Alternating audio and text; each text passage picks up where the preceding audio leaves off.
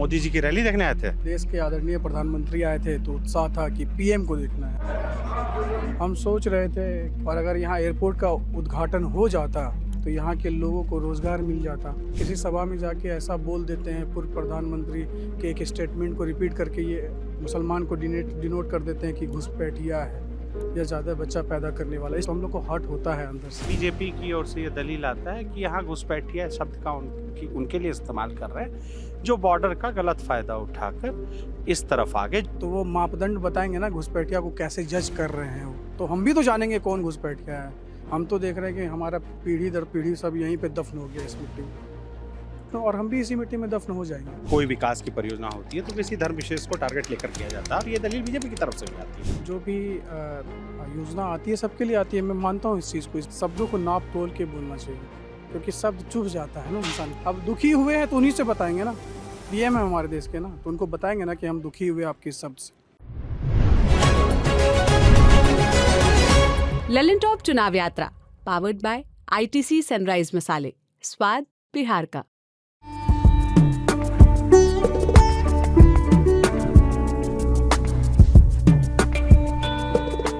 Lalan top की चुनाव यात्रा जारी है और प्रधानमंत्री नरेंद्र मोदी की रैली को हम कवर करने आए थे और रैली तो खत्म हो चुकी है, भीड़ भी खत्म हो गई है और हम लोग लौट रहे थे, फिर अगले पड़ाव के लिए आगे बढ़ रहे थे। हम सुपौल जा रहे हैं तो उस दौरान हमें एक सज्जन मिल गए, बोले भाई साहब रुकिए, हम ललन टॉप के फ़ैन हैं, हम आपसे बात करना चाहते हैं।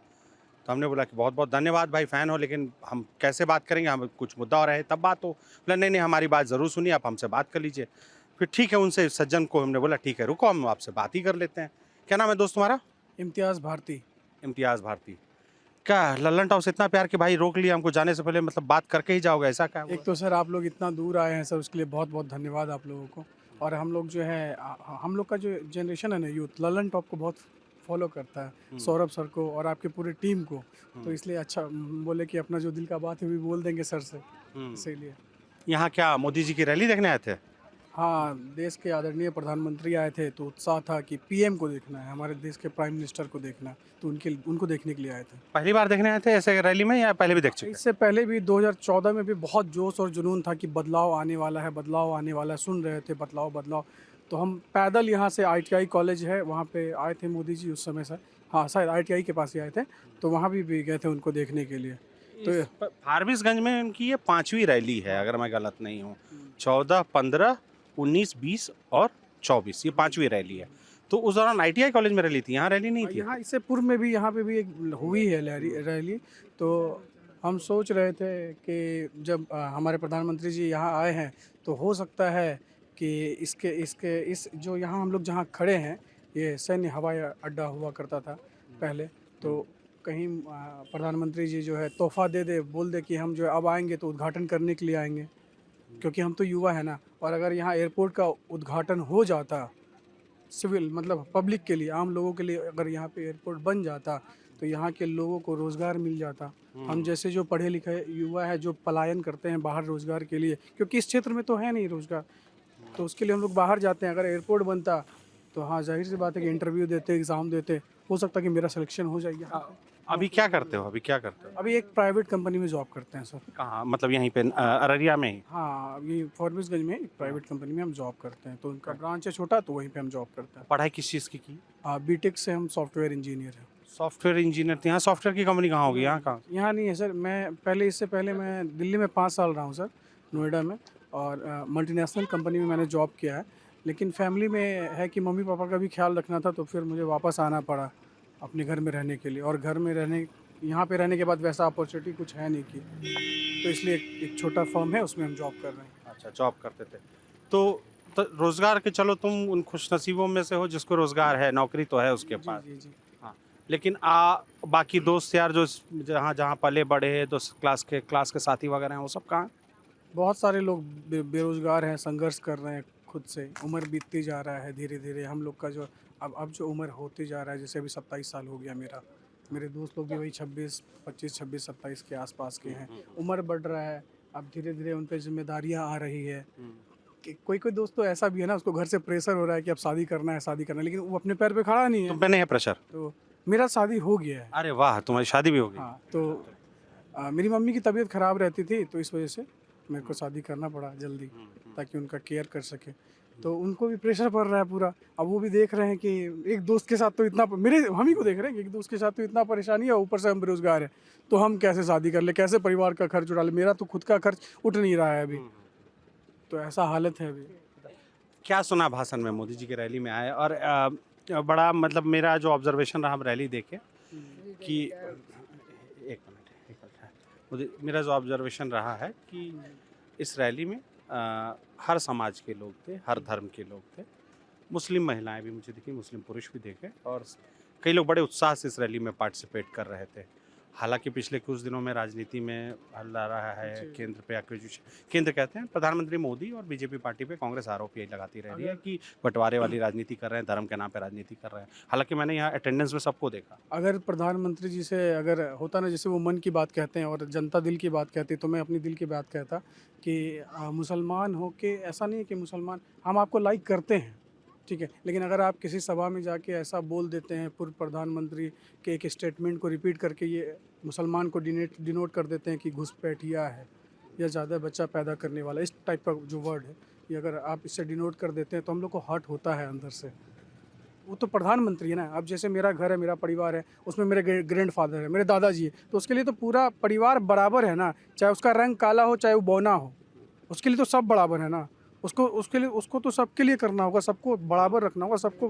तो हमारे देश के प्रधानमंत्री को हम लोग को सबको बराबर रखना होगा ना। पर बीजेपी की ओर से ये दलील आता है कि यहाँ घुसपैठिया शब्द का उनके लिए इस्तेमाल कर रहे हैं जो बॉर्डर का गलत फ़ायदा उठाकर इस तरफ आ गए, जो यहाँ के मूल निवासी नहीं है, ये उन लोगों के लिए है। अभी सर यहाँ पूर्णिया में भी आए थे, तो हम तो गए नहीं थे सुनने, लेकिन हम न्यूज़ में सुन रहे थे कि इस क्षेत्र में घुसपैठिया बहुत है। पूर्णिया में उनके गठबंधन के सांसद हैं, अररिया से उनके पार्टी के सांसद हैं, सीमांचल पूर्णिया तो यही ना हुआ, पूर्णिया अररिया सुपौल से उनके गठबंधन के सांसद है और सीमा इलाका यही है। तो आखिर ऐसा क्या हो गया है, सीमा पे ऐसा सुरक्षा में क्या चूक हो रहा है जो घुसपैठिया इस जिला में घुस जा रहा है? नहीं, वो कह रहे हैं कि वो पहले के घुसपैठी हैं, हम सत्ता में आए उसके बाद हमने धरपकड़ कर लिया, उससे पहले घुसपैठी आ गए, तो इस कारण से वो ये स्टेटमेंट उनका आ रहा है। तो वो मापदंड बताएंगे ना, घुसपैठिया को कैसे जज कर रहे हैं वो भी तो उनको बताना पड़ेगा ना कि वो कैसे घुसपैठिया को जज कर रहे हैं। तो हम भी तो जानेंगे कौन घुसपैठिया है। हम तो देख रहे हैं कि हमारा पीढ़ी दर पीढ़ी सब यहीं पे दफन हो गया इस मिट्टी में। हम तो यही देख रहे हैं ना कि हमारा पीढ़ी दर पीढ़ी सब लोग इसी मिट्टी में दफन, और हम भी इसी मिट्टी में दफन हो जाएंगे। ऐसा नहीं है कि कोई विकास की परियोजना होती है तो किसी धर्म विशेष को टारगेट लेकर किया जाता है, और ये दलील बीजेपी की तरफ से भी आती है। और हम चुनाव दौरा कर रहे हैं, हम कई इलाकों में गए हैं, हम अररिया गए थे जो मुस्लिम बहुल इलाका है, अररिया का जो मुख्य बाज़ार है, तो हमने वहाँ देखा प्रधानमंत्री आवास योजना के मकान भी थे। तो यानी ऐसा नहीं है कि किसी एक धर्म को नज़रअंदाज किया जा रहा है। तो मतलब आप फिर इसको कैसे देखते हैं? तो जैसा कि वो कहते हैं सबका साथ सबका विकास, जो भी योजना आती है सबके लिए आती है, मैं मानता हूँ इस चीज़ को, इस बात को मैं मानता हूँ। बस मैं ये कह रहा हूँ कि जो वर्ड होते हैं ना, शब्दों को नाप तोल के बोलना चाहिए, क्योंकि शब्द चुभ जाता है ना इंसान को। अगर हम उनको लाइक कर रहे हैं और वो ऐसा शब्द बोल दे रहे हैं, डिनोट कर दे रहे हैं इस तरह से, तो जाहिर सी बात, अब दुखी हुए हैं तो उन्हीं से बताएंगे ना, पीएम है हमारे देश के ना, तो उनको बताएंगे ना कि हम दुखी हुए आपके इस शब्द से। दुखी तो है, और बहुत सारा चीज़ है जिससे हम दुखी हैं। जैसे अभी बेरोज़गारी देखिए एकदम इतना बढ़ गया है, महंगाई इतना बढ़ गया है। आज से 5 साल पहले भी एक 500 रुपया लोग कमाता था, ठीक है, और आज 600 रुपया कमा रहा है, 100 रुपया उसमें बढ़ा है, लेकिन महंगाई उसके मुकाबले में बहुत ज़्यादा बढ़ा है, जिसमें कि उसका जीवन यापन नहीं चल पा रहा है सही से। अभी आप देख लीजिए, ये मणिपुर का मामला देख लीजिए, देश का अंग है ना, देश के अंदर है ना, आखिर वहाँ के लोगों को, चाहे कोई भी समुदाय हो, दोनों समुदाय, कोई भी समुदाय हो, इंसान तो है ना, मार काट, लड़ाई झगड़ा, माँ बहनों का जो बहुत ऐसा एक वीडियो भी वायरल हो गया था, उसमें बहुत शर्मिंदगी महसूस होती है कि हमारे देश में ऐसा क्यों हो रहा है। ये तो कुछ मुद्दे हैं, और जो स्थानीय मुद्दे जो तुम्हें यहाँ पे सबसे पहले तो हम लोग का यही मांग है कि अररिया ज़िला में एयरपोर्ट बनना चाहिए। दूसरा, अगर किसी का एक्सीडेंट हो जाए ना, तो उसको हॉस्पिटल ले जाते वो रोड पे मर जाएगा। हॉस्पिटल में फैसिलिटीज़ नहीं है। यहाँ पे भी एक एम्स लेवल का हॉस्पिटल होना चाहिए तो चाहिए। यहाँ जो हॉस्पिटल है सरकारी हॉस्पिटल उसमें आईसीयू नहीं है। अररिया वाला सदर अस्पताल तो बढ़िया बना है, हाईटेक हॉस्पिटल बना है अररिया में। सो बना है सर, कागज़ पे बन गया होगा, लेकिन जब आप उसका दौरा करेंगे, जब हॉस्पिटल के अंदर जाएंगे, जब निरीक्षण करेंगे तो पता चलेगा कि हाँ वेंटिलेटर है ही नहीं, या अगर है तो काम ही नहीं कर रहा है। डॉक्टर जो होना चाहिए है ही नहीं।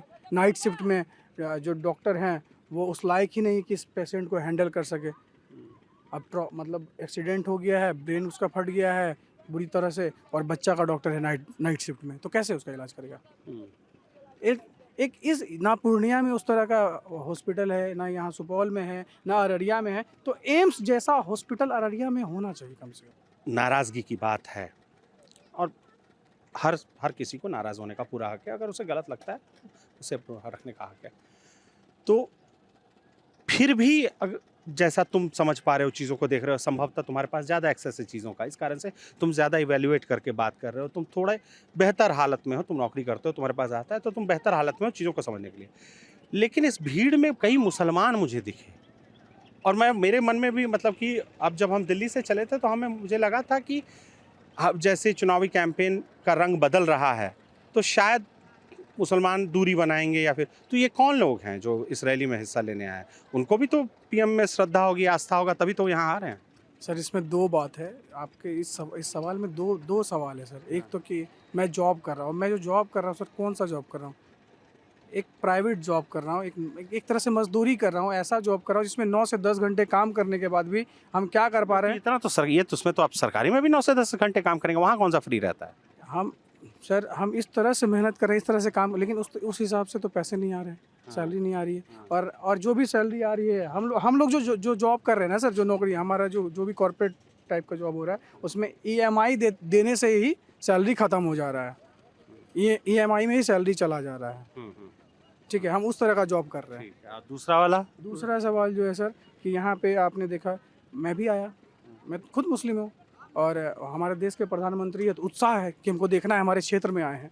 ठीक है, उस तरह से भी लोग आए, और यहाँ पे क्षेत्रीय पार्टी है जदयू, उसके साथ गठबंधन है अभी। और आप बेसिकली मुसलमान के बारे में बोल रहे थे, तो जो मुसलमान जदयू से जुड़े हुए हैं शुरू से, जो उनके साथ हैं, तो वो तो आएंगे ही ना। जो नीतीश जी के साथ शुरू से है वो तो आएंगे ही। इम्तियाज़ ने आखिर में साथ की बात की।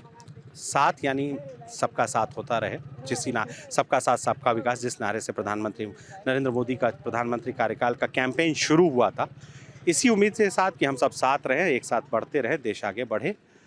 इस रिपोर्ट में हमारा साथ दिया अमित अवस्थी ने। मैं संदीप कुमार सिन्हा। देखते रहिए दी लल्लन टॉप।